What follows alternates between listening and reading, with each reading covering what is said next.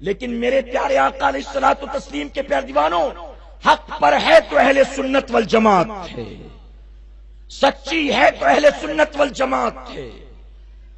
میرے پیارے آقا کے پیارے دیوانوں، عقیدے کے معاملے میں ہم اور آپ 100% پرفیکٹ ہیں، کہیں الحمدللہ۔ اہل سنت والجماعت کے عقائد میں کوئی لوپ ہول نہیں ہے، کوئی مائنس پوائنٹ نہیں ہے، کوئی فالٹ نہیں ہے۔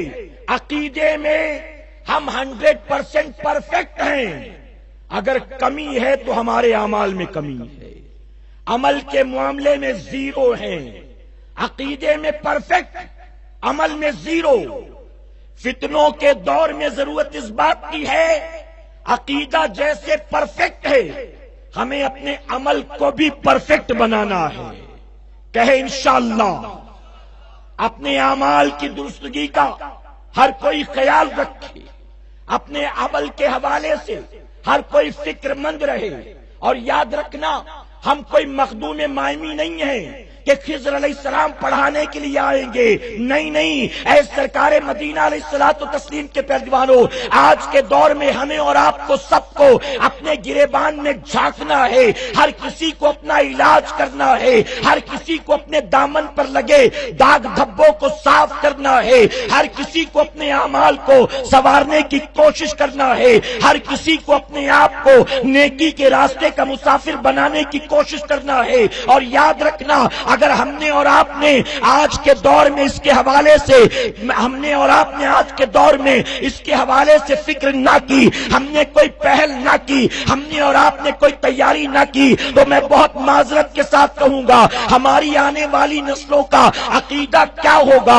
وہ کس راستے پر جائیں گے، وہ کس مسلک کو قبول کریں گے، وہ کس مذہب سے وابستہ ہوں گے، ہم اس کے حوالے سے آج کچھ نہیں کہہ سکتے۔ اسی لیے میں کہنا چاہوں گا، اے مسلمانوں، اپنی اعمال کی اصلاح کرو۔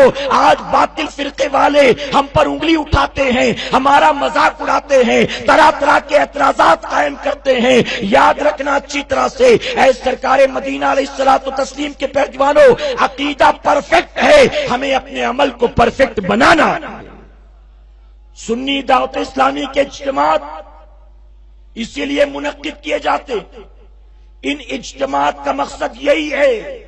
ہم نہیں کہتے کہ ہم کلمہ پڑھانے نکلے، ہم نہیں کہتے کہ ہم لوگوں کو مسلمان بنانے نکلے، ہم نے کبھی یہ دعوے نہیں کیے۔ حالانکہ تحدیث نعمت کے طور پر کہوں گا، الحمدللہ تحریک سنی دعوت اسلامی نے پچھلے 26 سالوں میں 2 4 8 10 نہیں بلکہ سینکڑوں لوگوں کو الحمدللہ اسلام سے وابستہ کیا ہے، اور صرف ہندوستان یا بامبے نہیں بلکہ لندن کی سرزمین پر بھی اس تحریک کی برکت سے بہت سے عیسائی نوجوانوں نے اسلام قبول فرمایا ہے۔ تو میرے پیارے آقا علیہ الصلوۃ والتسلیم کے پیارے دیوانوں، ہمیں اپنے عمل کی اصلاح کرنا ہے، کہے انشاءاللہ۔ اپنے آپ کو جھوٹ سے بچاؤ۔ کوئی نہیں کہے گا تو نے ابھی جھوٹ بولا توبہ کر، تو نے ابھی جھوٹ بولا توبہ کر۔ آج سوسائٹی میں چیزیں عام ہو چکی، کوئی روکنے والا کیا روکے؟ ہمارے دوست احباب، اڑوسی پڑوسی، پارٹنر سارے کے سارے ویسے ہی، کون ہماری اصلاح کرے گا؟ ہمیں خود غور کرنا ہے کہ ہم نے جھوٹ بولا ہے کہ سچ کہا ہے۔ جھوٹ سے بچو، گالی گلوچ سے بچو، ایک دوسرے کی غیبت و چغلی سے بچو، فحش کلمات سے بچو، وعدہ خلافی سے بچو، نگاہوں کی آوارہ گردی سے بچو، زبان کی آوارہ گردی سے بچو۔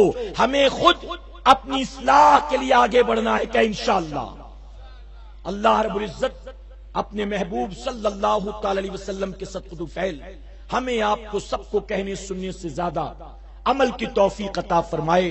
چونکہ آس پاس اذان شروع ہو چکی ہے، اس لیے میں اپنی گفتگو کو یہیں پر ختم کرتا ہوں، اس امید کے ساتھ کہ جو کچھ میں نے کہا رب اس پر سب سے پہلے مجھے، اس کے بعد آپ سب کو عمل کی توفیق عطا فرمائے۔